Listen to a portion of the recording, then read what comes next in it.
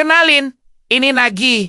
Diperlakukan tak lebih dari sekadar kuli angkut. Padahal dia seorang porter profesional. Keahlian satu-satunya adalah tas ajaib penyimpan segalanya. Tapi, karena kelasnya itu, Nagi selalu dipandang sebelah mata. Hidupnya nggak mudah. Dia ditolak menjadi petualang. Semua karena kelasnya dianggap nggak berguna sama sekali. Mereka semua menertawainya. Tapi, ada satu hal yang mereka nggak tahu. Tas itu bisa menyimpan segalanya. Makanan, senjata, bahkan skill. Hilanjalah Nagi sampai membangkitkan kekuatan legendaris yang brutal. Kekuatan yang bikin seorang porter biasa bisa membersihkan dungeon sendirian dan bikin para veteran malu. Dunia yang ditinggali Nagi dipenuhi dungeon tanpa akhir. Sebuah dunia luas dengan harta karun tak terhingga yang tersembunyi di dalamnya. Para petualang yang menaklukkan dungeon ini bakal dapat kekayaan dan ketenaran yang luar biasa di dunia ini. Tapi, ya, nggak semua orang bisa jadi petualang. Hanya segelintir orang terpilih yang bisa mendapat gelar itu. Dan Nagi berjalan sendirian melintasi tanah tandus dengan ransel besarnya. Seorang penjaga menatap Nagi dengan jijik. Mengingatkan kalau di depan ada dungeon dan hanya yang punya izin boleh masuk. Penjaga itu bertanya dengan sinis, apa yang ada di leher Nagi? Bentuknya seperti sebuah kantong kecil. Rupanya, Nagi ini adalah kantong berjalan para petualang, porter kelas putih. Si penjaga mengeluh sambil garuk-garuk kepala. Dia heran, kok bisa seorang porter datang lebih lambat dari petualang yang membayarnya? Dan kenapa Nagi sendirian tanpa porter lain? Padahal, asosiasi pasti sudah terima uang muka 50 koin.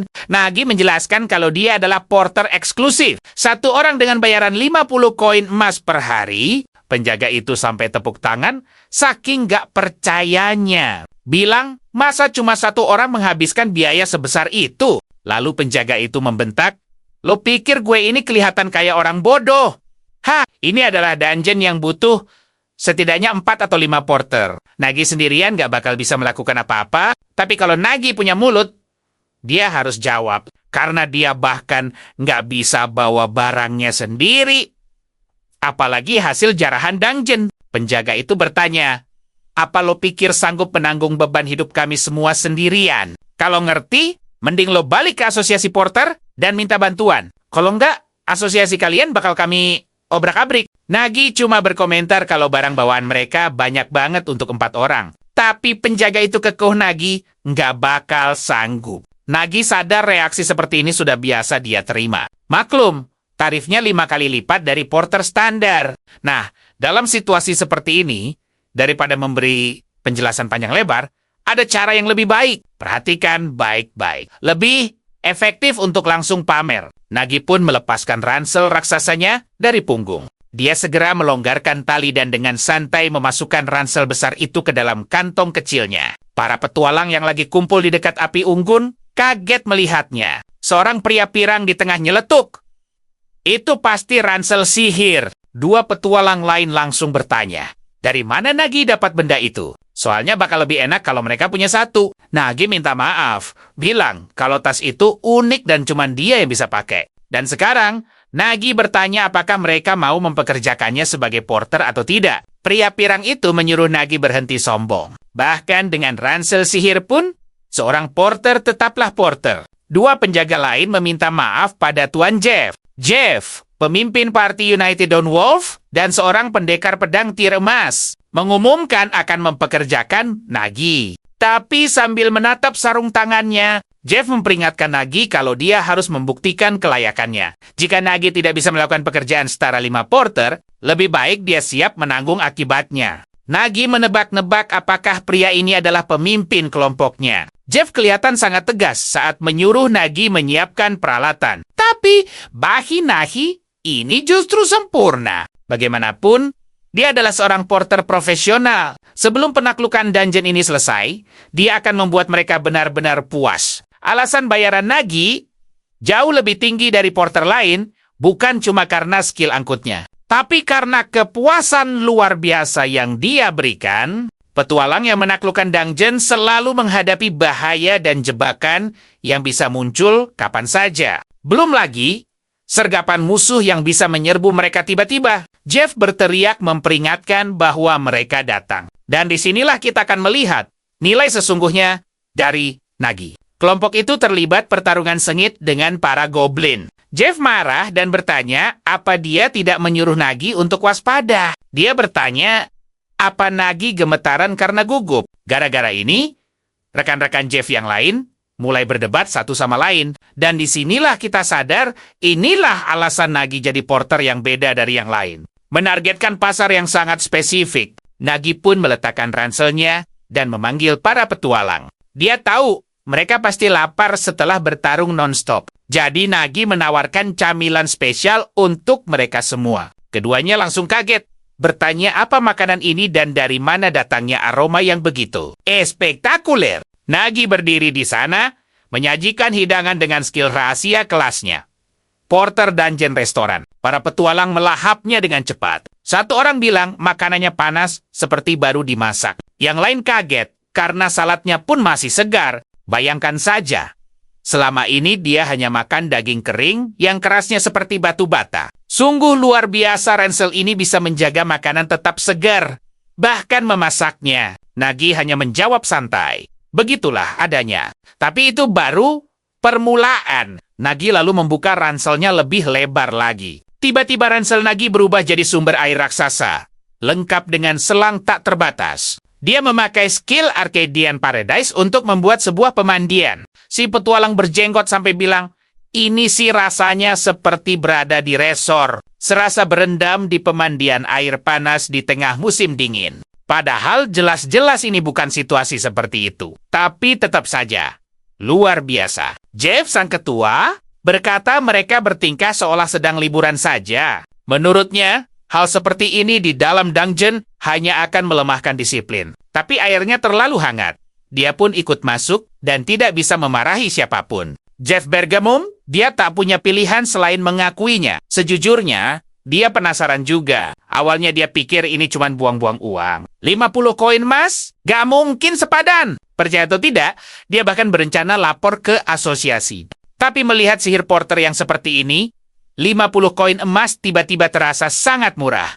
Nagi bertanya, bukankah beginilah seharusnya menaklukkan dungeon? Orang mungkin berpikir kesulitan dungeon cuma soal monster kuat, tapi nyatanya ada stres dan faktor lingkungan. Sakit perut karena makanan basi atau gagal misi karena kurang tidur, itu biasa terjadi. Porter dungeon hidup dari keberhasilan para petualang. Dan agar bisa dapat uang, para petualang harus menaklukkan dungeon. Jadi, Nagi hanya melakukan apa yang dia bisa untuk menjamin kesuksesan mereka. Baginya, itu bukan hal istimewa. Si petualang berjenggot tertawa. Merendah sekali, katanya. Bahkan di luar dungeon pun mereka jarang dapat layanan senyaman ini. Setelah semua perawatan ini, energinya pulih total. Rasanya, dia bisa menghadapi musuh manapun yang menunggu mereka di depan. Dia berdiri dan bilang pada Nagi, jangan khawatir soal menaklukkan dungeon ini. Sesuai perkataannya, penaklukan berjalan tanpa ada masalah. Mereka memang party yang sangat terampil. Gerombolan monster biasa lewat begitu saja. Tapi, tentu saja masalah sebenarnya adalah monster boss yang selalu penuh kejutan. Di sini kita lihat Jeff melapisi pedangnya dengan api, tahu ini akan rumit. Jadi, mereka tidak boleh memberi celah sedikit pun. Serangan bertekanan tinggi dimulai. Bos monster itu mengangkat tangannya tinggi-tinggi, lalu menghantamkannya ke tanah. Si pemanah langsung menembakkan panah bertubi-tubi, mengaktifkan skill jaring laba-laba. Tapi, bos monster itu menyabetkan ekornya langsung diblokir oleh perisai. Si pengguna perisai terpental jauh. Tapi di saat itulah Jeff melihat celah, langsung menebaskan pedangnya dengan jurus andalan. Dengan satu gerakan, dia memotong ujung ekor monster bos itu. Tapi monster itu menyiapkan serangan ledakan yang dengan mudah ditangkis oleh keahlian pedang. Jeff, sang swordsman, terus menekan maju. Nagi mengamati semua ini dari kejauhan.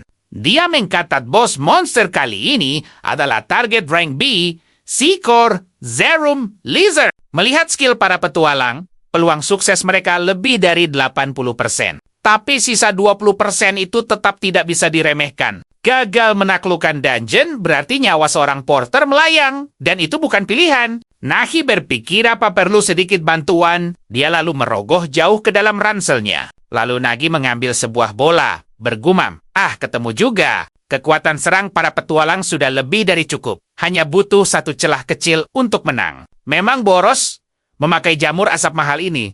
Tapi saat ini prioritas utama adalah menyelesaikan dungeon. Jadi, Nagi tak punya pilihan lain. Nagi memindahkannya ke sabuknya. Targetnya harus kena.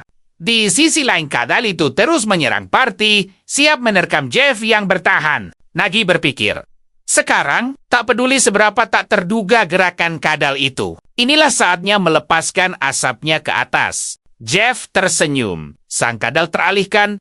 Dia maju. Dia lalu memakai punggung kadal itu sebagai pijakan. Mengayunkan pedangnya langsung ke kepala monster boss.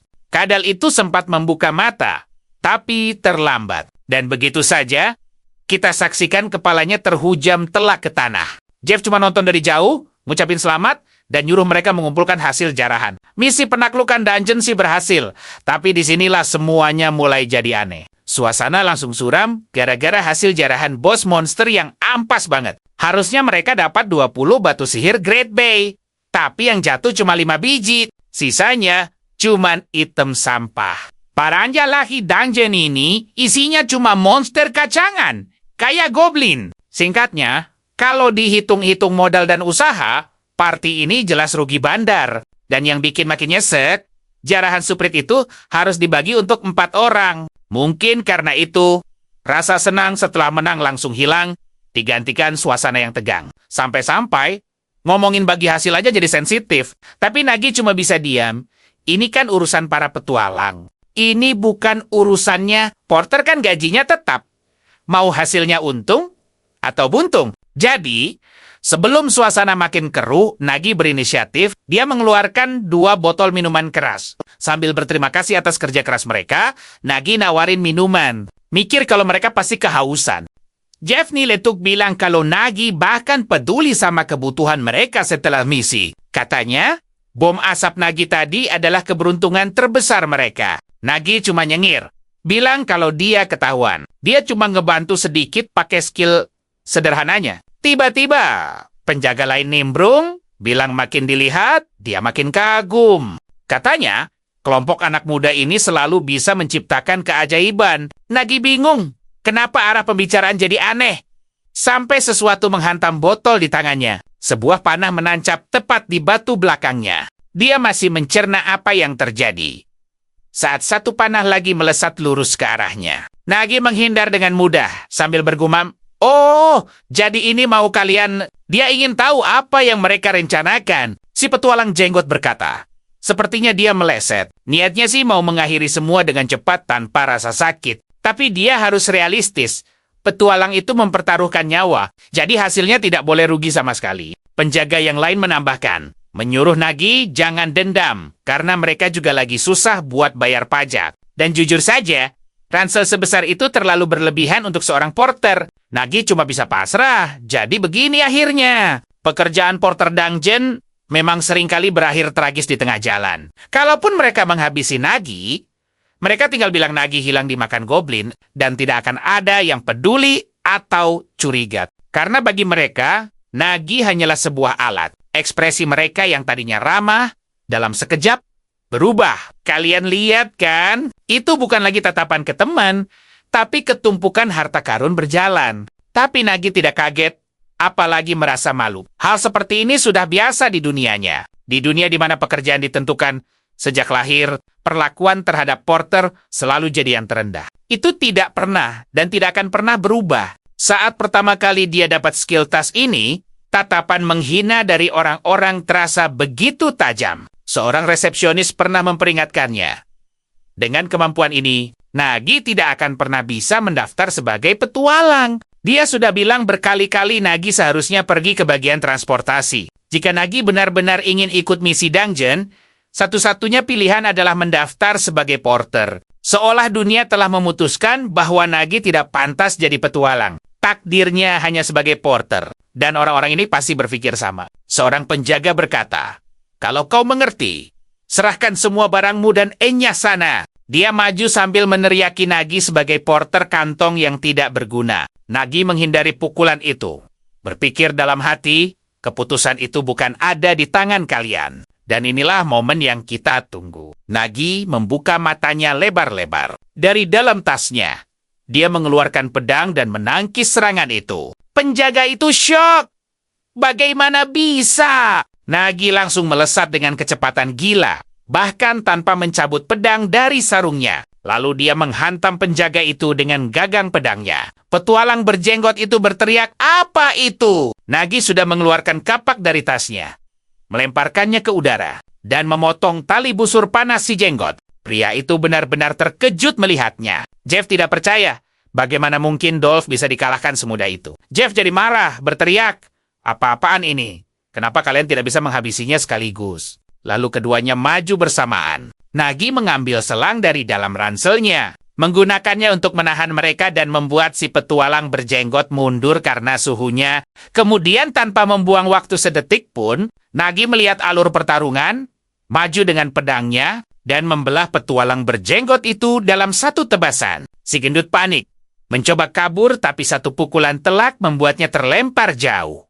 Nagi, wajahnya tetap dingin tanpa ekspresi. Jeff melihat temannya tumbang, benar-benar syok. Dia tak percaya, Nagi mengalahkan 3 petualang sendirian. Mustahil, Nagi kan cuma rank putih. Kalian pasti penasaran kan? Siapa Nagi sebenarnya? Nagi menjawab santai. Dia hanya seorang porter dungeon. Setelah semua insiden di dalam, Nagi kini berdiri di luar. Tak lama Nagi merasakan sesuatu mendekat. Benar saja, itu adalah sebuah kereta. Nagi pun melambai, berteriak kalau kereta itu akhirnya tiba. Seorang wanita turun dan bertanya apa Nagi porter terdaftar. Dia datang karena mendengar tentang kejahatan yang terjadi di dalam dungeon. Jadi, dia datang untuk menyelidiki sebagai Inspektur Petra. Tapi dia penasaran apa yang sebenarnya terjadi di sini. Melihat 3 orang terikat dengan wajah babak belur, dia bertanya apa yang terjadi. Nagi hanya bilang biar tasnya yang menjelaskan. Nah, ini bagian serunya. Tiba-tiba, suara keluar dari ranselnya, memutar ulang semua rencana busuk para petualang itu. Petra bilang, ini menarik. Sebuah alat perekam yang menyamar sebagai tas dengan desain yang kurang efisien. Tapi Nagi cuma bilang, itu cuma tas yang bisa merekam suara. Wanita itu mengalihkan topik. Dia paham mereka berkhianat dan mencoba mencelakai Nagi. Tapi yang bikin dia penasaran, bagaimana porter seperti Nagi bisa mengalahkan 4 petualang. Apalagi mereka sepertinya terkena jamur asap. Nagi senang Petra tahu soal itu. Petra menjawab kalau dia hanya tahu sedikit. Cukup untuk tahu kalau memakannya di area ini bisa bikin otot kaku, pusing, dan wajah jadi ungu. Nagi bilang ini mempermudah segalanya. Ternyata mereka makan semur jamur itu tepat sebelum menyerangnya. Lalu muncul panel sistem. Ini murni keberuntungan Nagi. Karena porter biasa mustahil melawan petualang. Nagi lalu bertanya dengan tatapan mengancam. Seolah bilang, dia tidak berbohong. Jeff berpikir semua itu bohong. Mereka pasti makan jamur beracun. Tapi itu bukan karena keinginan mereka. Mereka sudah masuk perangkap Nagi. Oke, mari kita lihat kembali pertarungan mereka. Nagi menantang Jeff, petualang level emas, lalu melancarkan tebasan yang berhasil ditangkis. Pertarungan jarak dekat pun terjadi. Nagi menekan habis-habisan pendekar pedang itu yang cuma bisa bertahan. Akhirnya, pukulan mereka beradu. Sejak awal Jeff sudah merasa ada yang aneh. Meskipun mereka kelelahan lawan monster boss, kalah dari porter biasa tetap saja tidak masuk akal. Nagi tertawa terbahak-bahak, maju sambil mengejek pedang lambatnya yang bahkan takkan bisa mengalahkan Goblin. Jeff mencoba menyerang, merasa malu, didominasi oleh seorang porter. Provokasi Nagi membuatnya hilang kendali. Nagi terus tersenyum, dengan mudahnya menghindari setiap serangan sambil terus memprovokasinya. Jeff mencoba lagi,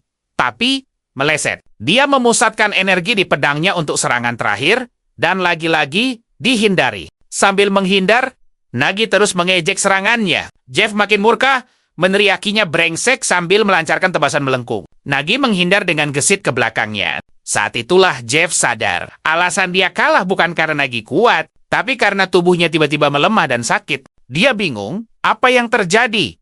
Rasa mual menyerangnya hingga dia tidak tahan lagi. Nagi lalu bertanya, apa dia lupa bilang kalau mereka semua sudah diracun? Makanan yang mereka santap mengandung jamur beracun, jamur asap, yang memang bikin masakan lebih enak. Jeff bertanya, apa ini benar? Berarti Nagi sudah berencana mengkhianati mereka sejak awal? Dengan sombong Nagi menjawab, bagaimana bisa porter lemah sepertiku percaya pada petualang? Mencurigakan? Tapi, kata Nagi, itu cuma asuransi. Mereka berkhianat atau tidak, itu sepenuhnya pilihan mereka. Dan dalam situasi ini, penggunaan katalis akan memicu efek racunnya. Biasanya Nagi akan memberikan penawarnya setelah dungeon selesai untuk menetralkan racun sepenuhnya. Tapi beberapa orang bodoh itu malah memecahkan botolnya saat Nagi menawarkannya. Lalu Nagi bertanya, apa yang bisa kulakukan? Penawarnya tinggal satu. Jeff berpikir, meski begitu situasinya, mengatakan Nagi meracuni mereka itu tidak benar. Nagi hanya mengkonfirmasi ceritanya.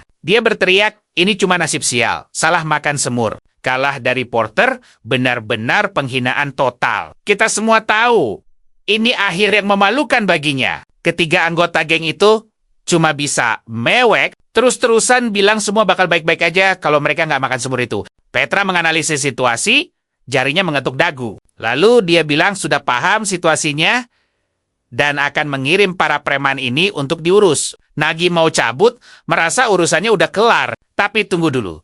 Disinilah cerita kita mulai bercabang. Kalau Nagi mau balik ke kota, Petra menawarkan tumpangan. Nagi mikir sejenak, gratis nggak nih? Di dalam kereta menuju kota, Petra bilang sayang sekali Nagi dapat pengalaman buruk pas baru sampai. Mewakili asosiasi petualang, dia minta maaf, Nagi jawab santai. Porter sudah biasa digituin. Tapi Petra bilang, ada hal penting yang harus Nagi tahu. Walaupun Petra tahu Nagi nggak salah, guild mereka nggak akan terima begitu saja. Nah, perhatiin baik-baik. Para petualang itu ternyata anggota Guild Down yang terkenal arogan dan suka bikin onar. Apapun alasannya, kalau anggota mereka terluka, mereka pasti bakal balas dendam. Jadi, untuk sementara waktu, Nagi harus ekstra waspada. Repot banget kan? Tapi Nagi malah sibuk ngubek-ngubek tasnya. Petra nanya, kamu dengerin nggak? Dan Nagi cuma mengiyakan. Tiba-tiba, ada sesuatu yang nongol, Nagi ngomel. Glutoni? Kan udah kubilang jangan keluar. Makhluk itu cuma jawab. Lapar. Oke, aku tahu apa yang kalian pikirkan. Apaan tuh? Nagi menenangkan. Tenang, ini Glutoni. Dia sudah lama tinggal di dalam tasku ini. Dia yang merapikan barang-barang di dalam. Dulu sebelum ada dia, isi tasku berantakan. Sebagai gantinya, dia makan banyak batu sihir. Mengingat perjalanan ini kacau, dia juga sibuk. Plus, Nagi dapat semua hasil jarahan dungeon yang harusnya dibagi berempat. Jadi Nagi bilang, lagi baik hati nih. Jatah batu sihirmu hari ini double. Glutoni langsung makan dengan girang. Petra komentar, ini pertama kalinya dia lihat makhluk sihir pemakan batu. Nagi juga bilang, ini baru buatnya, tapi hubungan mereka saling menguntungkan dan aman. Sang inspektur bilang, Nagi ini menarik. Dia belum pernah dengar hal seperti ini. Tiba-tiba, kuda penarik kereta meringkik, menghentak-hentak panik. Semua orang kaget. Petra bertanya ada apa dengan kudanya. Kusir menjawab, dia juga nggak tahu. Kuda-kudanya mendadak gelisah. Nagi langsung sadar. Dia kenal perasaan ini. Tidak salah lagi. Ini adalah dungeon break. Nagi memanggil Petra, menunjuk ke arah gunung sambil bilang, dia merasakan dungeon break di baliknya. Petra kaget, dungeon break? Itu masalah besar. Petra heran. Gimana kamu bisa tahu? Pakai alat sihir? Nagi menjawab, cuma insting. Maksudmu insting? Tanya Petra. Nagi mengambil sepotong kayu. Nggak ada waktu. Kita harus cepat sebelum ada korban. Petra berpikir, merasakan dungeon break hanya dengan insting itu mustahil. Bahkan dia pun tidak bisa. Glutoni nyeletuk. Itu beneran dungeon break. Dia suka batu sihir dan bisa mencium aromanya. Makanya, ada aroma batu sihir yang kuat banget dari balik gunung itu. Dia yakin 100%. Petra akhirnya mengerti. Kita harus periksa. Katanya, saat dungeon sudah terlalu lama, bencana bernama Dungeon Outbreak bisa terjadi. Saat itulah para monster keluar serempak. bikin kekacauan, dan membahayakan nyawa siapapun di jalan mereka. Itulah kenapa dungeon harus selalu ditaklukkan. Kata Petra, dungeon itu sudah melewati batasnya. Buat break bisa terjadi kapan saja. Dia heran.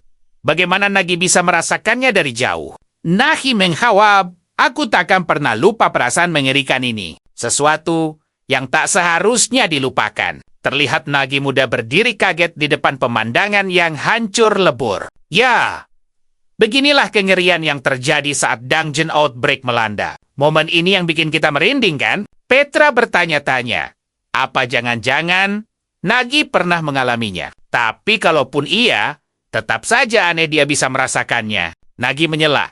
Ada yang aneh, kalau dungeon sedekat ini dengan desa, harusnya sudah ditaklukkan dari dulu. Petra setuju, benar, dan menurut catatan, dungeon ini sudah ada yang mengambil misinya. Nagi bertanya, siapa yang terima misi itu dan apa peringkat mereka? Petra menjawab, dungeon tingkat D, diberikan pada 1 petualang kelas Misril dan 2 kelas Koper. Kalian harus lihat, ini semua berawal dari kecurigaan Nagi soal petualang Misril di dungeon biasa. Nagi harus ke desa buat mastiin sesuatu. Dan Petra bilang, firasat Nagi soal itu kemungkinan besar benar. Jadi, Petra menyuruh penjaga membawa penjahat itu ke sel. Sementara, dia sebagai inspektur ikut bersama Nagi. Mereka berdua sampai di depan dungeon desa. Suasananya damai, tapi anehnya para warga malah berkumpul di pojok. Nagi bergumam, pasti ada yang gak beres. Terdengar teriakan warga yang protes karena masalah mereka tak kunjung selesai. Kalau dungeon sampai jebol, si Reng Tembaga Nero-Nero nyuruh mereka buat lapor ke ketua tim. Van Daster juga setuju, bilang itu bukan urusan mereka. Mereka malah balik nanya apa mau warga. Toh ketuanya juga kabur. Warga langsung meneriaki mereka bajingan. Nagi langsung paham. Situasi ini jelas. Dungeon no-show terjadi saat pemimpin rank tinggi meninggalkan dungeon yang mereka daftar. Kalau mereka nemu dungeon yang lebih bagus, mereka bakal ninggalin gitu aja dungeon rank rendah yang ini. Petra menjelaskan kalau asosiasi biasanya hanya memberikan denda untuk kasus kayak gini. Nagi bilang hukuman itu terlalu ringan. Dan Petra pun setuju. Cuma segitu doang, pikir Nagi. Para petualang itu bisa kabur hanya dengan bayar denda. Tapi warga desa ini bakal kehilangan segalanya. Dungeon ini akan jebol malam ini. Kalaupun mereka minta bantuan asosiasi, pas bantuan datang, semua udah hancur jadi abu. Dan disinilah gilanya para petualang ini malah ngasih alasan ngawur. Mereka teriak-teriak ngaku jadi korban karena waktu berharga mereka hilang. Jadi jangan salahkan mereka. Kalau ada keluhan, suruh lapor resmi ke asosiasi. Mereka bilang bukan cuma mereka yang salah. Jadi mereka nggak perlu dengerin omongan Nagi. Nagi sadar, petualang itu bukan pahlawan atau penyelamat. Mereka cuma orang-orang serakah yang mentingin keuntungan sendiri. Tapi sialnya, dalam kondisi genting ini, kekuatan merekalah yang paling dibutuhkan. Cuma petualang yang bisa menghentikan dungeon jebol. Bukan porter biasa seperti Nagi. Petra bilang ini apes banget. Tapi mereka harus evakuasi warga. Keselamatan nyawa jadi prioritas utama. Tapi Nagi ragu. Dia benar-benar yakin mereka semua bisa diselamatkan. Petra bingung. Apa maksudnya? Nagi mengingatkan kalau musim dingin sudah dekat. Mereka yang kehilangan rumah nggak akan selamat di cuaca yang kejam itu. Itu mustahil. Nah, momen ini nih yang kita tunggu-tunggu. Nagi melepas kalung porternya, lalu memakai lencana emas. Desa ini butuh pahlawan. Nagi tertawa keras, lalu mendekat. Wah, kebetulan sekali. Dungeon jebol di desa yang baru saja kudatangi. Nagi bertanya, apa benar? Siapapun boleh menaklukkan dungeon yang jebol tanpa biaya. Dan Petra membenarkannya. Nagi bilang, ini keberuntungan besar. Sementara itu, Van Daster meremehkan siapa orang ini. Sampai mereka semua melihat warna lencananya. Dia petualang rank emas. Mendadak semuanya jadi... Mungkin Nagi lalu bertanya apa mereka juga mau ikut berpartisipasi. Kalau begitu, pembagian hadiahnya 9-1. Dungeon yang jebol ini ternyata terhubung ke dimensi lain lewat sebuah celah. Hanya petualang rank emas ke atas yang disarankan untuk masuk ke sana. Beda dari dungeon biasa, di dungeon celah ini, musuh sebenarnya adalah ruang itu sendiri. Bukan monster di dalamnya. Petualang paling jago pun nggak bisa menebak cara menyelesaikannya. Risiko lenyap atau kehilangan nyawa jauh lebih tinggi. Ini dungeon yang paling dihindari. Tapi mereka malah mau speedrun. Petra memperingatkan. Setelah dicek, batas sihir dungeon ini akan jebol total dalam 1 jam. Nagi merespons. Dengan kata lain, kita harus bereskan ini dalam 1 jam. Tapi 1 jam itu waktu yang sangat sempit. Apalagi untuk dungeon tipe celah, mereka cuma bisa berharap ini dungeon gampang. Karena 1 menit pun tak boleh terbuang. Mereka harus langsung masuk sekarang juga. Di dalam dungeon, sebuah portal terbuka menyilaukan mata Nero-Nero. Isinya adalah gurun dengan puluhan batu melayang. Nero-Nero berkomentar, "Baru saja tadi malam. Sekarang kita ada di dunia lain." Van Dastar menyahut, "Penaklukan pertama si pemula dimulai." Yang lain setuju. Mereka harus pamer kepada bajingan asosiasi. Naturomancer berkoar akan menunjukkan aksi yang membuat para petinggi asosiasi bungkam 1000 bahasa. Melihat dari jauh, Petra hanya bisa berpikir. Ketidaktahuan itu terkadang memang sebuah anugerah. Gue sama kalian pasti setuju. Sekali lihat saja, sudah jelas kalau nasib mereka tamat. Oke, kita langsung masuk ke situasi genting yang terjadi di depan mata mereka. Petra bilang waktu mereka cuma 1 jam. Dan dia teriak Nagi harus berbohong. Tapi Nagi bilang dia nggak punya pilihan lain. Kalau mereka minta bantuan sebagai porter, para petualang cuma akan mengabaikan mereka. Tapi jika seorang petualang peringkat emas yang memimpin, yang lain pasti akan ikut. Ini memang berisiko. Tapi jika mereka tidak menghancurkan dungeon ini, sebuah keretakan besar akan terjadi. Dan dia tahu itu, Petra pun setuju. Ya, ini harus dihentikan. Tiba-tiba, Nero-Nero mulai tertawa. Dia bertanya kenapa semua orang khawatir. Inilah kenapa manusia itu membosankan. Dia menghentakkan kakinya dengan kuat, melompat dari satu batu ke batu lainnya. Dia mengumumkan akan mendaki ke puncak sendirian tanpa masalah. Van Dastar langsung berteriak kalau itu berbahaya. Nero mengeluarkan api dari pergelangan tangannya untuk mendorong tubuhnya. Tapi itu bukan niatnya. Dan dia malah jadi ketakutan. Tiba-tiba saja, dia jatuh tersungkur ke tanah. Van Dastar bertanya, apa dia bodoh? Bertindak tanpa pikir seperti di camp pelatihan. Nero bertanya apa dia baru saja dicuekin. Si Necromancer itu menyuruhnya mengingat kembali latihan mereka. Dungeon retakan bisa saja punya batasan atau bahkan kutukan. Petra mengonfirmasi kalau itu benar sekali. Nah, perhatikan baik-baik. Ini bagian pentingnya. Langkah pertama di dungeon retakan adalah mengidentifikasi kutukannya. Dia memakai bakat pengintainya. Dan rantai pun muncul di Van Dastar dan Nero. Petra menjelaskan kalau ini pasti kutukan dungeon. Mereka semua terikat oleh rantai tak kasat mata ini. Artinya, mereka harus bergerak bersama-sama. Nagi sadar kalau trik dan jalan pintas sepertinya tidak akan berguna di dungeon ini. Untungnya, Nagi membawa banyak peralatan mendaki yang membuat Nero-Nero terkesan. Nagi memberitahu mereka untuk melakukannya selangkah demi selangkah. Itulah kunci untuk menyelesaikan dungeon penuh jebakan ini. Mereka tidak boleh buang-buang energi, tapi juga tidak boleh terlalu lambat. Mereka harus menjaga kecepatan yang seimbang. Nagi meminta semua orang mengikuti pimpinannya. Nagi mengingatkan, karena mereka terikat rantai. Jarak di antara mereka tidak boleh terlalu jauh. Mereka harus menjaga jarak yang konsisten saat bergerak. Nero-Nero mengeluh kalau pemimpinnya terlalu lambat dan bilang akan lari ke depan untuk mengintai. Nagi langsung menolaknya mentah-mentah. Bergerak terburu-buru jauh lebih buruk daripada bergerak sedikit lambat. Tapi dengan rute yang jelas dan tanpa harus mundur. Tentu saja, meskipun rute sudah direncanakan dengan hati-hati, masalahnya adalah dungeon retakan selalu penuh dengan hal tak terduga. Dan benar saja, di depan mereka muncul babi batu raksasa. Makhluk itu membuka mulutnya dan melahap bebatuan. Nagi pikir jalan mereka benar-benar buntu. Semua karena monster yang tidak dikenal. Petra mengidentifikasi monster itu sebagai babi pemakan batu. Monster itu kuat tapi tidak agresif. Selama mereka tidak memprovokasinya, mereka akan baik-baik saja. Seperti yang tertulis di buku panduan, pencernaannya sangat cepat. Ia terus makan dan buang air, mengubah tata letak dungeon seiring pergerakannya. Ekosistem ini menarik.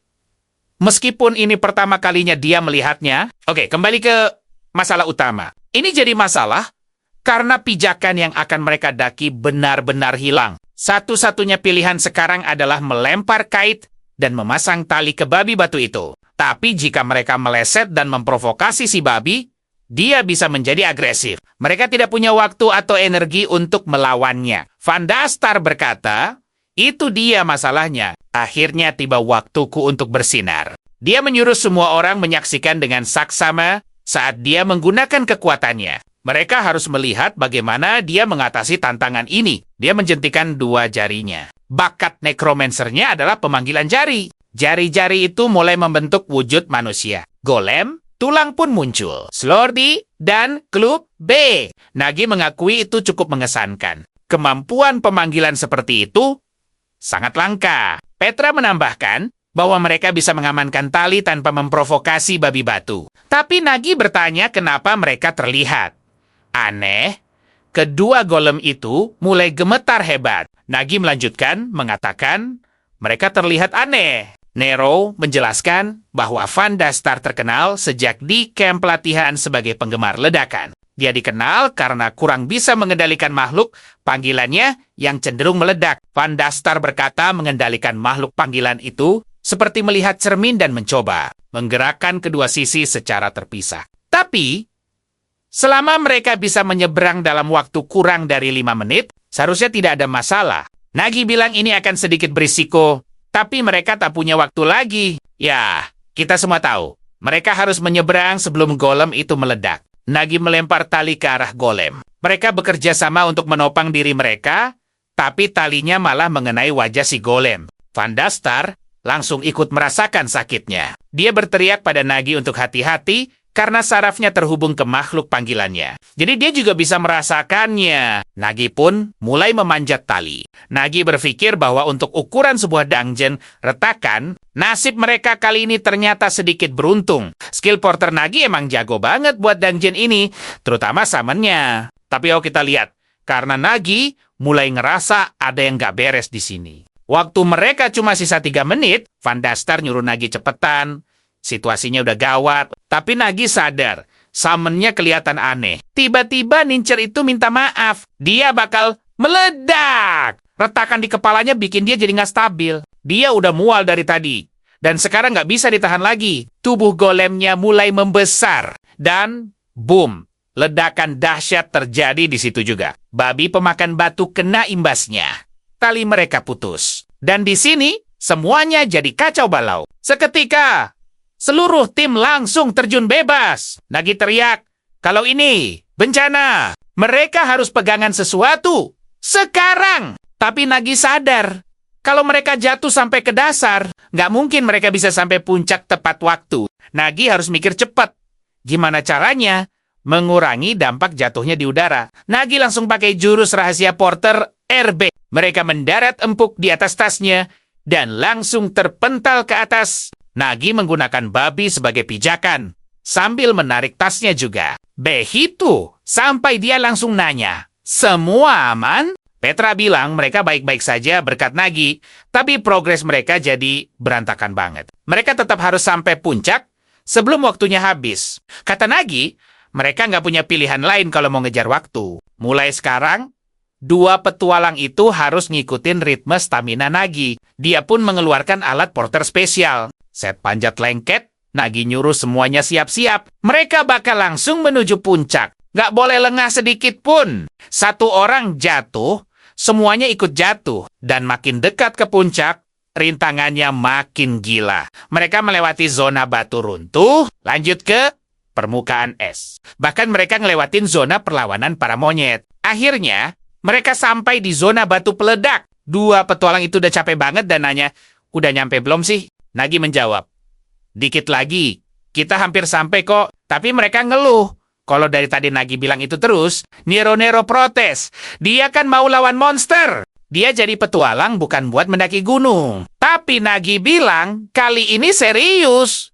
Kok puncaknya udah kelihatan? Kayaknya bos monster nungguin di sana. Mendengar itu, 2 petualang tadi langsung semangat lagi. Mereka bakal hancurin monsternya dan bikin asosiasi nyesel. Udah ngasih mereka ranking tembaga. Nagi mikir, dia paham sekarang. Dilihat dari skill mereka, harusnya mereka nggak di kelas tembaga. Mungkin karena Neomancer dipandang sebelah mata, dan para Beastmen baru aja bebas dari perbudakan. Nero bilang, kalau situasi makin parah, biar kapten yang urus. Van setuju, toh dia rank emas. Sementara itu, Nagi cuma mikir, kalau dia emang sengaja bawa mereka berdua buat ngelawan monster, tapi Petra nyuruh mereka berhenti. Ada yang aneh banget di puncak sana. Bos monsternya kan naga ular, tapi kenapa warnanya ungu? Perhatiin baik-baik, ini bagian yang bakal bikin kalian kaget. Kalau naga ular sampai ungu, itu artinya dia udah nggak bernyawa. Benar saja, sebuah pedang tertancap di tubuh naga itu. Dan di atasnya, seorang pria menguap baru bangun tidur. Dia nanya,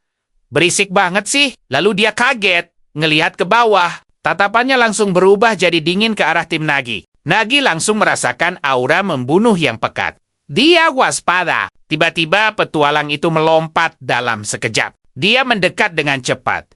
Nagi cuma bisa menghindar tipis. Pria itu mendarat dengan gerakan super cepat. Nagi melihat medali di dada pria itu rank Misril. Kalau ini benar, ini bukan sekadar kegagalan dungeon biasa. Petualang itu bergumam, ini bakal merepotkan. Dia sama sekali nggak nyangka bakal ada yang masuk ke dungeon ini. Apalagi dungeon ini harusnya pecah. Nagi sadar, ada orang yang sengaja bikin dungeon pecah demi keuntungan. Petualang itu menyatakan, secara resmi, kalian berempat gugur dalam ekspedisi ini. Petra langsung menantang petualang itu. Dia mengingatkan kalau dungeon ini bakal pecah, dan tugas petualang adalah menghentikannya. Tapi pria itu cuma mempertanyakan soal tugas, lalu dia tertawa terbahak-bahak. Dia bilang, nggak peduli soal tugas. Petualang itu bertindak demi keuntungan pribadi. Lagi pula, dungeon break bisa jauh lebih menguntungkan daripada menyelesaikannya. Nagi akhirnya paham. Nagi nggak pernah nganggep petualang itu pahlawan, tapi dia nggak nyangka bakal ketemu sampah kayak gini. Kalau orang ini serius mau bikin dungeon break, Nagi harus menghentikannya, apapun risikonya. Tapi, melawan rank Misril sekarang sama aja cari mati. Nagi melepas tasnya, pura-pura bilang ada salah paham. Mereka cuma petualang numpang lewat yang kebetulan nemu dungeon ini. Mereka nggak mau ganggu kok. Jadi anggap aja sate lebah ini hadiah maaf. Percayalah, apa yang akan terjadi selanjutnya pasti bikin kalian penasaran. Nagi sadar, melawan monster ini langsung sama sekali nggak ada gunanya. Dia harus melemahkannya dulu. Petualang itu langsung melahap sate tusuknya. Teriak keenakan seolah-olah baru diangkat dari panggangan. Dia memuji masakannya yang luar biasa. Daging dan udangnya sempurna. Nagi berpikir, bagus, makan saja terus sampai racunnya bekerja. Tapi tiba-tiba, petualang itu mencengkeram bahu Nagi dengan sangat kuat. Dia bilang rasa jamur asap di sausnya memang enak. Tapi apa Nagi pikir trik murahan seperti ini bakal mempan? Lalu sebagai gantinya, dia mengayunkan tinjunya. Satu pukulan cepat melesat ke wajah Nagi. Nagi berhasil menahannya tapi langsung terlempar jauh. Nero mencoba menahan rantainya tapi dia malah ikut tertarik ke belakang. Kakinya dipaksa mundur, mati-matian menahan tarikan rantai sambil memanggil ketua tim. Sementara Nagi mendarat di atas batu lain. Nero pun panik bertanya, sekarang kita harus gimana? Petualang itu cuma nyengir. Dasar pemula, rantai kutukan saja tidak bisa diputus. Sial banget nasib kalian. Mendengar itu, Nero langsung berbalik, tapi petualang itu sudah menerjang ke arahnya. Berteriak kalau dungeon ini akan jadi akhir hidupnya. Nah, perhatikan baik-baik. Disinilah pertarungan sesungguhnya dimulai. Van Dastar maju melindungi Nero, dan ledakan asap besar menyelimuti tempat itu. Saat asap perlahan menghilang, petualang itu muncul sambil mendesah kesal. Dia bertanya, makhluk panggilan kasar apaan ini? Jangan-jangan bocah itu seorang necromancer. Van Dastar balik bertanya, apa dia orangnya? Ketua party yang dapat izin masuk dungeon tapi malah kabur di tengah jalan. Petualang peringkat Misril itu menjawab, dia cuma penasaran siapa yang nekat masuk ke dungeon yang dihindari semua orang. Jadi ini mereka seorang necromancer dan wanita beast. Pantas saja disebut party orang-orang bodoh. Van Dastar menenangkan Nero. Begitu ketua kembali, pertarungan akan jadi 3 lawan 1. Tugas mereka hanya bertahan sampai saat itu, terutama dari serangan fisik. Golem buatannya bisa menahan banyak serangan. Sesuai latihan, mereka berdua pun maju melawan petualang itu. Pria itu hanya tersenyum meremehkan di wajahnya. Dia menciptakan ledakan lagi. Sementara Nagi masih terkapar di batu. Sempat tak sadarkan diri. Pemuda itu akhirnya bangun sambil bergumam. Petra bertanya apa Nagi baik-baik saja, karena dia sudah memberikan pertolongan pertama seadanya. Nagi berterima kasih. Sadar kalau dia sempat pingsan. Dia langsung menanyakan bagaimana situasi pertarungan. Dan ya, jawaban Petra sama sekali nggak bagus. Nero dan Van Dastar memang bertahan. Tapi mereka benar-benar kewalahan. Pria itu menahan tendangan Nero dengan mudah. Gadis itu mundur lalu mencoba menyerang lagi dengan tendangan berputarnya. Tapi, semua serangannya ditangkis tanpa kesulitan. Petualang itu terus menyeringai jahat. Kemudian dia memutar golem di tangannya. Membanting dan memantulkan keduanya untuk menghentikan perlawanan mereka. Petra melanjutkan, seperti dugaannya. Musuh ini terlalu kuat untuk mereka hadapi lebih lama lagi. Nagi mengakui kalau dia salah perhitungan. Seharusnya dia sadar, racun takkan mempan pada petualang peringkat Misril. Nagi lalu bertanya, apa Petra tahu lebih banyak tentang pria itu? Karena dia pasti punya reputasi. Petra membenarkan, di antara petualang peringkat Misril, dia dianggap tak tertandingi dalam pertarungan jarak dekat. Riwayat penaklukan dungeonnya juga luar biasa. Dan dia terkenal sering berduel dengan petualang lain. Membuatnya jago dalam pertarungan 1 lawan 1. Dia bahkan punya julukan karena mampu membelah ogger menjadi 2 hanya dengan sekali tebas. Nagi berkata, setidaknya lega dia tidak membawa pedang besarnya itu sekarang. Dia berharap mendengar semacam kelemahan, tapi sepertinya itu mustahil. Petra berkata, masalah terbesarnya adalah waktu mereka hampir habis. Bahkan, jika mereka berhasil menang secara ajaib, ini adalah perlombaan melawan waktu. Bahkan dengan tujuan di depan mata, mereka takkan bisa mencapainya tepat waktu. Kalau saja kutukan rantai ini tidak ada, kita bisa berpencar dan lari ke puncak, kata Petra. Nagi mengulang kata-kata kutukan rantai itu. Mereka tidak bisa melihat atau menyentuhnya, tapi mereka semua terikat. Dan itu adalah kerugian besar mereka. Jika satu orang jatuh, semua ikut jatuh. Tapi kalau dipikir dari sisi lain, ini juga bisa jadi keuntungan. Jika satu orang mencapai puncak, berarti semua ikut sampai. Kalau ada cara memanfaatkan ini, mungkin mereka bisa menang. Meskipun cuma pura-pura, sekarang Nagi tetaplah pemimpin mereka. Dan disinilah kita sadar, Nagi punya rencana gila. Dia akan menggunakan setiap kartu yang dia miliki sampai maksimal. Jika mereka menggabungkan semua peralatan, kemampuan, dan apapun yang mereka punya, mungkin saja situasinya bisa berbalik. Jadi, Nagi pun bertanya pada Petra, apakah dengan bakat pengintainya, dia bisa memetakan medan sampai ke tujuan dari jarak ini? Gadis itu bilang gampang. Bahkan dia bisa membuat peta lengkapnya. Ikutin terus ya, ini baru permulaan. Nagi pun memintanya untuk melakukannya secepat mungkin. Petra mengeluarkan pena ajaib.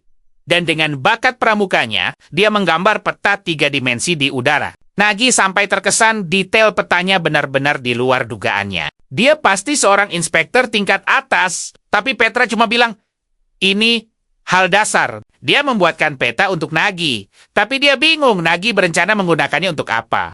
Nagi menjawab, mereka akan memakainya untuk mengalahkan monster itu. Ini bukan pertarungan antar manusia, tapi antara manusia melawan monster. Saat para petualang menjelajahi dungeon, mereka sering bertemu monster yang jauh lebih kuat dari mereka sendiri. Nagi pun bertanya, bagaimana cara mereka mengalahkan monster-monster ini? Petra menebak mungkin mereka memakai pengalaman untuk menyusun strategi. Tapi Nagi bilang, itu salah. Rahasianya adalah menggunakan tipu muslihat. Itulah cara petualang mengalahkan monster yang lebih kuat dari mereka. Nah, disinilah bagian serunya. Mereka menang karena bertarung licik. Jadi, Nagi pun melompat ke batu dan mengeluarkan busurnya. Sambil berpikir mereka juga harus main kotor, Nagi menembakkan panah ke arah petualang itu. Anak panahnya melesat cepat. Petualang peringkat Misril itu dengan santai menangkap anak panah tersebut. Dia meremehkan serangan itu, tapi tiba-tiba sebuah ledakan terjadi. Nagi ternyata sudah memakai teknik rahasia porter. Benang laba-laba, lengket. Petualang itu menganggapnya merepotkan. Tapi Nagi sudah maju lagi sambil mengambil sesuatu dari tasnya. Pria itu bertanya-tanya, apa Nagi mau duel langsung? Dia akhirnya mulai bersemangat. Nagi memakai teknik rahasia porter untuk meluncurkan puluhan jamur. Petualang itu sampai kaget melihat ke atas. Jamur jamur itu meledak jadi badai asap tebal. Si petualang melindungi diri. Bertanya, apa Nagi menutupi seluruh area dengan ini? Dasar licik, pikirnya. Di sisi lain, Van Dastar terlihat kelelahan. Nagi memastikan keadaan mereka, dan keduanya menjawab baik-baik saja. Nagi pun merasa lega. Nagi bertanya, Van Dastar, masih bisa panggil Golem lagi? Pemuda itu menjawab jari telunjuk dan tengahnya masih pemulihan. Dan dia baru saja memakai jari manisnya. Jadi dia masih punya jari kelingking dan ibu jari yang bisa dipakai. Nagi bilang, itu lebih dari cukup. Dia meminta mereka mendengarkan baik-baik karena ada cara untuk membalikkan keadaan. Nah, di sini si petualang berhasil bebas. Dia bilang, gangguan yang merepotkan, mengira dia sudah menang. Dia belum pernah dengar ada swordsman bertarung seperti ini. Dia mengira Nagi sudah kabur ke batu lain bersama teman-temannya. Dia pikir melawan itu percuma, tapi dia melihat sosok dengan ransel di dalam asap. Sosok itu terus bergumam, seolah sedang bicara. Menyedihkan sekali, kata si petualang. Asap tebal ini sia-sia kalau dia seberisik itu. Dia langsung maju dengan tinju yang dialiri energi. Dia menghantam kepala golem itu, menyebabkan ledakan besar di tempat itu. Si petualang masih tersenyum puas. Sampai dia sadar yang dia pukul adalah golem. Dan makhluk itu langsung menangkapnya. Dia bertanya-tanya soal golem patchwork itu. Bagaimana bisa golem itu bicara? Tapi ternyata bukan golemnya yang bersuara. Ternyata tas ransel itulah yang berisik. Mengatakan kalau dia sudah tertangkap. Si petualang langsung celingukan mencari kemana yang lain pergi. Sampai dia melihat sosok yang memegang tali. Saat asap menipis, Nagi berdiri di depannya. Petualang itu sadar Nagi berencana menyelinap ke puncak saat perhatiannya teralih. Tapi dia anggap rencana itu ceroboh. Sekarang dia sadar Nagi tak bisa memanjat lewat batu itu. Nagi bertanya, apa kamu yakin? Tiba-tiba mulut petualang itu ternganga. Nagi bertanya lagi. Sudah sampai, mereka sudah terlihat dan harus cepat. Van Dastar minta waktu. Sedikit lagi, karena ini pertama kalinya dia mengendalikan golem dari jarak sejauh ini. Jari kelingkingnya sudah terpasang pada sebuah kait. Lalu jari itu mulai terbentuk, berubah jadi boneka beruang tambalan. Van Dastar mengonfirmasi kalau dia pasti bisa melakukannya. Golem patchwork itu melangkah ke kastil, menarik kaitnya sekuat tenaga. Mendekati naga yang sudah tak berdaya, lalu golem itu melompat sebagai gerakan terakhirnya. Dastar berteriak menyuruhnya maju. Akhirnya, kait itu menancap sempurna. Seketika setelah itu, golemnya meledak, menyebabkan kehancuran dengan radius yang sangat luas di atas kastil. Percaya nggak? Si petualang itu syok. Mereka nyiapin semua ini cuma buat nahan dia di satu tempat. Gila, kan? Dia pun mengerahkan seluruh kekuatannya untuk lepas dari golem itu. Karena dia harus segera keluar dari sana, tapi Van Dastar berkata, tidak semudah itu. Golem ibu jari memang lambat, tapi dia yang terkuat dari semuanya. Sambil memegang tali, Nagi menatap dingin. Mengingatkan semua orang kalau ini bukan pertarungan biasa, ini melawan monster buas. Naga di puncak kastil itu pun mulai ditarik turun secara paksa. Karena ada monster yang takkan bisa dikalahkan jika kau tidak berniat menjatuhkannya dengan segenap kekuatan. Naga itu jatuh dengan mulut menganga, menghantam lantai batu hingga hancur dan membuat sang petualang ikut terlempar. Tali itu tersangkut di sisik sang naga, lalu menarik mereka ke atas seperti tuas, mengangkat seluruh anggota tim. Nagi sadar, dia tidak perlu melawan sendirian saat mendaki bersama teman-temannya. Setibanya di pulau terakhir, semua anggota tim terus berlari. Dan Nagi berteriak bahwa mereka hanya perlu bertahan sedikit lagi. Mereka hampir mencapai akhir dungeon. Perkiraan waktu tinggal sekitar 5 menit. Sulit, tapi mereka pasti bisa melakukannya. Meskipun begitu, mereka benar-benar berutang budi pada Nero-Nero atas bantuannya. Kalau hanya mengandalkan Nagi, mustahil dia bisa melempar tali itu sampai ke puncak. Meski kelihatannya mudah, fakta bahwa Nero-Nero melakukannya hanya dengan kekuatan fisik murni benar-benar mengesankan. Walau dia bilang itu bukan apa-apa, Van Dastar berdeham mencari perhatian. Mengatakan kalau hal itu bisa dilakukan siapa saja yang kuat, bahkan orang bodoh. Tapi tidak peduli apa yang mereka katakan. Dengar deh. MVP dungeon ini menurutnya adalah dia Karena berhasil mengamankan tali dan menjatuhkan berserker sialan itu, dia merasa lebih baik dari petualang Reng Misril. Tapi Nero-Nero menyindir kalau dia baru saja dihajar habis-habisan. Petra berkomentar kalau semua orang terlihat bersemangat. Dan Nagi setuju. Mungkin ini adalah penaklukan dungeon pertama mereka. Karena keseruan menyelesaikan dungeon bukan dari skill satu orang, tapi dari kerjasama tim untuk meraih kemenangan bersama. Dan dalam hal ini, peran Petra sangatlah krusial di dalam dungeon. Tapi gadis itu merasa dia tidak melakukan banyak hal. Nagi melanjutkan, dia tahu seorang inspektur dungeon punya bakat. Tapi dia tidak menyangka Petra bisa menciptakan peta super akurat secepat itu. Berkat detail yang dibuat Petra, Nagi berhasil menghitung lokasi yang tepat dengan sempurna. Nagi yakin, bahkan seorang scout profesional pun akan kagum pada keahlian Petra. Petra pun terdiam merenung. Karena menurutnya, menciptakan dan mengeksekusi strategi secepat itu jauh lebih hebat dari kemampuannya. Petra bertanya-tanya apa Nagi benar-benar hanya porter. Sementara itu, Van Dastar bertanya tentang nasib si berserker. Nero-Nero menjawab sinis, apa itu perlu ditanyakan lagi? Dia pasti akan mendekam seumur hidup di penjara dan dilarang selamanya. Tapi Petra berkata dia tidak begitu yakin. Kejahatannya memang serius, tapi masalah terbesarnya adalah dia seorang petualang Reng Misril. Nah, disinilah sistemnya jadi agak menyebalkan. Semakin tinggi rank seorang petualang, makin besar kekebalan hukumnya, apalagi Reng Misril. Jadi kemungkinan besar dia akan lolos hanya dengan denda. Van Dastar dan Nero-Nero sontak berteriak kalau itu absurd. Tapi si Necromancer tidak peduli. Jika hukum tak adil, dia sendiri yang akan menghajarnya jika bertemu di luar. Nagi memperingatkan, itu ide yang berbahaya. Karena yang mereka lihat dari si Berserker hanyalah sebagian kecil kekuatannya. Kalian harusnya melihat sekeliling. Jasad-jasad suku Batu Nul yang menjaga pintu masuk, semuanya dikalahkan olehnya seorang diri. Van Dastar menyahut dia juga bisa melakukannya,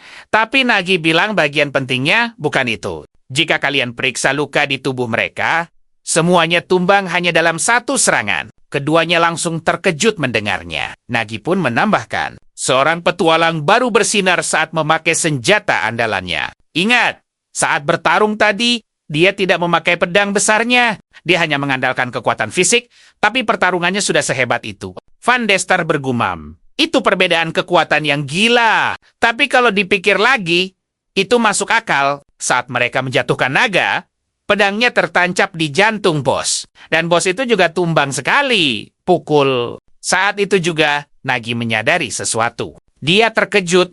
Ini berarti dia sudah mengambil kembali pedang besarnya saat jatuh bersama naga itu. Dan benar saja, di atas sana, si berserker sudah berdiri menatap mereka. Percayalah, inilah momen saat semuanya menjadi jauh lebih gila. Tiba-tiba tanah terbelah, Nagi berteriak agar semua lari. Tapi sebuah tebasan melesat cepat dan mengenai Van Dastar. Itu adalah tebasan pedang yang mampu membelah raksasa. Nagi hanya bisa berpegangan pada sisa-sisa batu. Oke, kita mulai di situasi genting di mana seluruh kelompok hanya bergantung pada seutas rantai. Dan Nagi bertanya, apa semuanya baik-baik saja? Petra menjawab, dia baik-baik saja, tapi dua lainnya luka parah. Terutama Van Dastar yang sudah pingsan total. Ini gawat, pikir Nagi. Kekuatan serangan barusan benar-benar gila dan pengejar mereka sudah melompat dari batu ke batu. Kemampuan fisik macam apa itu? Kalau Nagi ragu sedetik saja, si berserker itu bakal menyusul. Waktu mereka cuma 3 menit untuk menghentikannya, hanya ada satu pilihan. Nagi memang cuma porter, tapi dia sudah membawa beban tak terhitung dan berlatih tanpa henti. Soal angkat-mengangkat, momen ini tak ada bedanya. Dia hanya perlu membawa beban yang sedikit lebih berat, lalu memanjat. Kemudian, Nagi mengerahkan seluruh kekuatan lengannya untuk mengangkat rantai itu. Seluruh kelompok terangkat ke atas. Nagi berpikir dia akan menahan beban mereka, memanjat, dan menancapkan tangannya ke bebatuan. Nagi menggerakkan lengan satunya, melakukan hal yang sama. Waktu terus menipis, dan petualang ranking Misril itu semakin mendekat. Dia melompat ke arah mereka. Nagi akhirnya sampai di puncak, membuka mata lebar, dan bergegas naik. Nah, disinilah jantung kita berhenti sejenak. Si berserker melompat ke batu terakhir. Senyum mengerikan masih terpasang. Sementara Nagi hanya bisa terkejut. Waktu hampir habis, tapi mereka berhasil lari menuju katedral di depan. Nagi dan teman-temannya pun mendekat. Melihat kristal di tengah ruangan, Nagi berteriak kalau itu adalah batu dungeon. Dan kalau dia bisa menghancurkannya, Nagi langsung mengeluarkan belati dari tasnya. Melemparnya ke arah batu itu sambil berteriak, "Selesai sudah!" Belati itu melesat cepat, tapi sebuah ledakan terjadi. Si berserker menerjang maju dengan momentum penuh. Nagi cuma bisa melongo kaget. Petualang itu mengayunkan pedang besarnya, memantulkan belati itu jauh-jauh. Lalu dia berdiri di depan batu dungeon, memperingatkan kalau waktu mereka sudah habis. Sebuah ledakan dahsyat terjadi sesaat setelahnya. Energi liar menyebar ke seluruh ruangan, menghantam Nagi dan kawan-kawannya. Retakan mulai mengoyak seluruh dimensi itu. Terbuka makin lebar, bahkan hingga mencapai desa di luar. Seorang warga desa melihatnya dengan ngeri, lalu berteriak pada Tuhannya, mempertanyakan mengapa dia meninggalkan mereka. Monster-monster mulai keluar dari retakan, membentuk pasukan suku Batu Nul yang menebar kekacauan di daratan. Para monster itu meneteskan air liur. Tiba-tiba, seekor naga juga keluar dari dalam, mengaum keras saat Nero muncul. Dia berkomentar kalau monster dungeon telah bangkit kembali, dan Petra berkata, mereka keluar tanpa henti. Ini adalah sebuah dungeon break. Gila, kan? Si berserker mencengkeram leher Nagi dan tertawa, mengatakan pemandangan dungeon break ini luar biasa. Dan dia tak pernah bosan melihatnya. Nagi bertanya apakah ini berarti bukan pertama kalinya dia menyebabkan kehancuran semacam ini. Si berserker membenarkannya, karena orang lemah seperti Nagi tak akan pernah mengerti. Saat dungeon pecah, dungeon itu akan beregenerasi menjadi sesuatu yang jauh lebih kuat. Menjadi dungeon dengan hadiah yang lebih bagus. Nagi tak percaya. Apa orang ini melakukan semua ini hanya untuk itu? Apa dia tak peduli sama sekali dengan orang-orang di desa? Si berserker menegaskan perasaannya. Ya, hanya untuk itu. Bagaimanapun, seorang petualang hanya peduli pada satu hal, yaitu memperoleh hadiah yang lebih baik. Nasib orang-orang lemah bukan urusannya. Semuanya terasa begitu familiar bagi Nagi. Petualang bukanlah pahlawan atau penyelamat. Mereka adalah makhluk egois yang hanya didorong oleh kepentingan pribadi. Dan Nagi membenci mereka. Dia sudah melihat betapa besar kehancuran yang bisa disebabkan oleh petualang dengan kekuatan besar. Namun, ada sisi lain dari cerita ini. Meskipun sangat langka, ada juga petualang dengan kekuatan dahsyat yang sekaligus memiliki kebajikan yang besar. Seorang wanita terbang di atas desa menunggangi Griffin. Dia menggigit sepotong roti, lalu berkata kalau semuanya sudah siap. Target sudah dikonfirmasi. Dia berdiri, berniat untuk menghilangkan celah itu sebelum semakin parah. Dia melepaskan tebasan api lurus ke arah naga. Monster-monster lain ikut hangus oleh ledakan itu. Mereka mencoba lari, tapi malah masuk ke dalam kobaran api. Si berserker kaget dengan serangan mendadak ini, dan Petra pun menoleh. Di saat semua harapan sirna, kalian dan aku akan melihat sang petualang mendarat. Dia memperkenalkan diri sebagai Agnesa, Faret, wakil Kapten Twilight Wind. Dia menuntut penjelasan atas apa yang sedang terjadi di sana. Monster-monster dari celah itu sedang dibasmi. Nagi akhirnya bisa bernapas lega setelah dilepaskan. Petra mendekat dan bertanya, Nagi, kamu baik-baik saja? Nagi mengiyakan, tapi mengatakan ada yang lebih penting untuk Petra lihat. Retakan di dungeon itu mulai menyusut. Nagi berteriak bahwa celahnya sedang menutup, sementara si berserker hanya bisa menggeram di tempatnya. Dia berkomentar, walau ini dungeon, level rendah, membuka retakan cuma dengan satu serangan, itu luar biasa. Dia kira Guild Twilight Wind sudah punah, dan heran kenapa Agnesa tiba-tiba muncul di sini. Wanita itu hanya menyebut nama Durachan dari Guild Down. Situasinya sudah jelas, tak perlu banyak bicara. Petualang rank Misril mustahil gagal di dungeon begini. Jelas dia sengaja menciptakan retakan itu. Durachan menantang, apa dia cari gara-gara? Sejujurnya, dia memang sudah lama ingin berhadapan dengan Agnesa. Tapi sekarang, bukan waktu yang tepat. Trik si pendekar pedang tadi membuatnya kehilangan stamina lebih dari perkiraan. Ditambah lagi, dia dapat perintah tegas dari tuannya untuk tidak membuat keributan besar. Lagi pula, melihat permata di tangannya, Tujuan utamanya di sini bahkan belum tercapai. Jadi, buat apa bertarung? Dia pun menyarungkan pedangnya. Agnesa langsung menyindir. Mau kabur? Durachan tidak terima. Dia beralasan kalau ini adalah dungeon retakan yang berbahaya. Bahkan untuknya, kemenangan tidak bisa dijamin. Mendengar itu, Nero langsung teriak, "Pembohong! Dia bukan cuman kabur. Dia mencoba menghentikan kami dan bahkan mau melenyapkan kami semua." Durachan malah balik bertanya, "Oh, benarkah begitu?" Seolah dia sama sekali tidak bersalah. Dia berkilah, ada kutukan yang membuat pemula tak bisa membedakan kawan dari lawan. Jadi serangannya bukan kesengajaan. Katanya, kalau tak percaya silakan cek. Tapi Dungyonnya sudah lenyap. Penjelasan licik yang bakal diterima oleh asosiasi. Lalu dia bertanya, "Inspektur setuju kan?" Dengar ini, Petra tahu ini konyol. Tapi beginilah kenyataan pahit di dunia petualang. Pangkat Misril ternyata punya bobot yang jauh lebih berat daripada kebenaran itu sendiri. Mau sebanyak apapun petualang rendahan bersaksi melawan Reg Misril, kebenaran saja tidaklah cukup. Dan bagian terburuknya, dia tahu soal itu dan memanfaatkannya. Durachan pun bilang, urusan mereka sudah selesai. Dia bahkan sempat-sempatnya menyapa para pemula sebelum pergi. Sementara Agnesa hanya menatapnya dengan dingin. Nagi lega. Setidaknya retakan dungeon sudah berhenti. Tapi, detik berikutnya, tubuhnya langsung ambruk. Nagi jatuh berlutut. Dan teman-temannya langsung berteriak panik memanggil namanya. Dari belakang, Agnesa menyaksikan semuanya. Nagi pingsan. Benar-benar kehabisan seluruh tenaganya. Tapi, Agnesa memperhatikan semua luka di tubuh Nagi. Burung raksasanya langsung membentangkan sayap. Agnesa memberi perintah agar Nagi dibawa oleh Agamemnon, burungnya, supaya mereka bisa cepat sampai ke kota. Misi penuh drama di dungeon, retakan akhirnya selesai. Dan untungnya, desa menyambut pagi tanpa kerusakan sedikit pun. Tak lama, asosiasi petualang datang ke desa, meminta maaf, dan berjanji kejadian serupa tak akan terulang.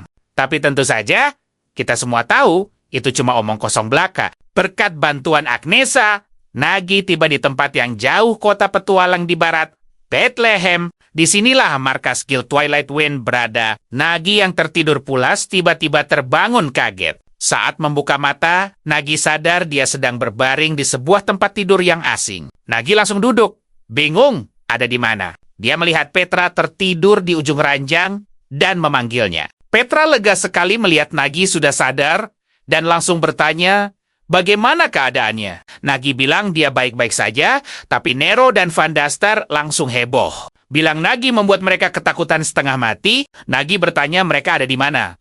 Karena ingatan terakhirnya adalah saat si berserker tuh pergi. Petra menjelaskan ini markas Guild Twilight Wind. Dan Nero menambahkan, kalau wanita baik itulah yang menyelamatkan Nagi. Dia bahkan sampai repot-repot memanggil pendeta dari gereja untuk menyembuhkan semua luka Nagi. Nagi bilang pantas saja. Selain lelah, tubuhnya tidak terasa sakit. Dia juga lega melihat teman-temannya baik-baik saja. Van Daster bilang itu bukan masalah besar. Sementara Nero menyombongkan daya tahan tubuhnya yang luar biasa, tapi si Necromancer itu mengakui petualangan pertama mereka ini benar-benar menguras tenaga, dan disinilah kita melihat perubahan besar. Melihat warga desa yang bahagia, mereka akhirnya sadar apa arti menjadi petualang sejati. Seorang gadis kecil bahkan memberinya bunga, berterima kasih karena telah melindungi mereka. Padahal awalnya dungeon ini hanya soal hadiah dan ketenaran. Tapi bagi penduduk desa, ini adalah rumah mereka. Keduanya pun meminta maaf karena sudah bersikap sombong. Nero bertekad akan jadi petualang hebat, sementara Van Daster menangis terharu. Tak percaya mereka baru saja menyelamatkan satu desa. Nagi tersenyum. Jauh di dalam hatinya, dia juga sangat bahagia karena mereka berhasil melindungi desa itu. Tapi sandiwara ini harus berakhir. Nagi sadar sudah waktunya membuka topengnya sebagai petualang rank mas. Kenyataannya, rank Nagi jauh di bawah mereka berdua karena dia cuma seorang porter rendahan. Dia bertanya-tanya, apa mereka masih akan sama setelah tahu kebenarannya? Sepertinya tidak. Nagi memasang senyum pahit. Nah, dengarkan baik-baik. Nagi bilang dia punya pengakuan penting dan meminta mereka untuk tidak marah. Nagi mengaku telah berpura-pura menjadi petualang dan memimpin mereka selama ini.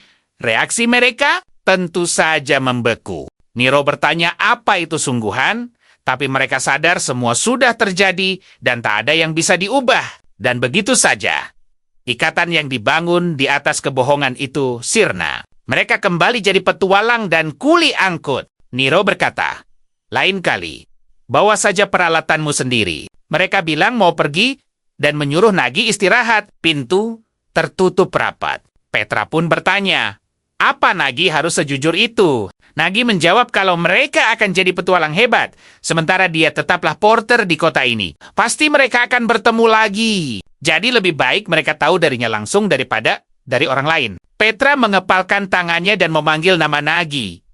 Dia bilang, "Kamu benar, kamu bukan seorang petualang. Sebagai seorang inspektur, dia sudah bertemu dengan petualang yang tak terhitung jumlahnya. Kebanyakan dari mereka hanya mengejar keuntungan pribadi dan tidak ragu melakukan hal keji untuk itu. Berbeda dari pahlawan, petualang hanya hidup untuk keuntungan semata. Tapi Nagi tidak seperti itu. Meskipun tidak ada imbalan, Nagi menaklukkan dungeon dan mempertaruhkan segalanya hanya untuk menyelamatkan nyawa orang lain. Dan ini bagian terbaiknya. Petra berkata Nagi bukanlah petualang, melainkan seorang pahlawan sejati, sambil meletakkan tangan Nagi di dadanya. Tentu saja,